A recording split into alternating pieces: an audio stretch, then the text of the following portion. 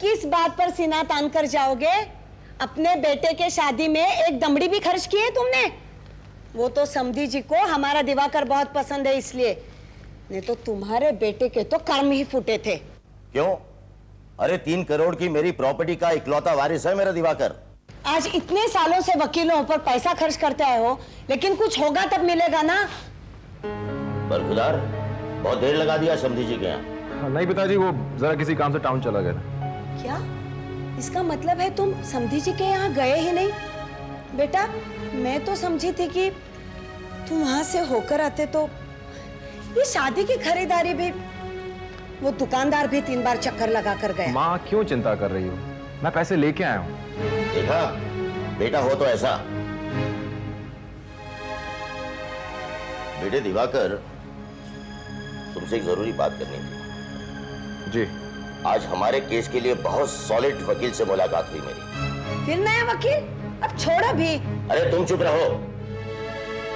वो क्या है बेटे, आज जो वकील मुझे मिला है बहुत धुएंधार है। तुम भी अगर उसका ट्रैक रिकॉर्ड देखोगे तो तुम्हें भी भरोसा हो जाएगा कि अब बस केस हमारे ही हाथ में। पापा, मुझे किसी से नहीं मिलना है, प्लीज। अरे मैं तो मिसाल दे रहा हूँ, तुम्हें मिलने की तो कोई जरूरत भी नहीं है। तो फिर मैं क्या करूं? बस तुम मुझे 5,000 रुपए दे दो, बाकी सब मैं संभाल लूंगा। 5,000? दिवाकर, कोई जरूरत नहीं है पैसे देने की, एक तो पहले से ही इतनी उधारी है। अरे मैंने कहा ना, बीच में मत बोलो। जब देखो तब पट पट पट पट। बेटा दिवाकर, मैंने जितनों से पूछा सबने यही कहा कि आंख मूंद कर दे दो। अरे भाई, उसने कहा है तो केस जितवा ही देगा। 20-20 साल से अटके हुए केस उसने निपटाए हैं। बेटा तू ऐसे कर, तू मुझे 6,000 दे दे, 1,000 उसमें से मैं बचा लूंगा। अरे उसे तो 5,000 ही दूंगा ना, लेकिन रो पड़ेगा ना जब गड्डी में से 5,000 निकाल के दूंगा। अरे उस काले कोट वाले को भी पता चले कि हम लोग कंगाल नहीं है। तू समझ रहा ना बेटा? जी। देखा कितना समझदार है मेरा 3 करोड़ का वारिस। अरे आ गई बेटी, क्या हुआ? कुछ नहीं माँ, थोड़ी थक सी गई हूँ। देखो, अब थकने से काम नहीं होगा।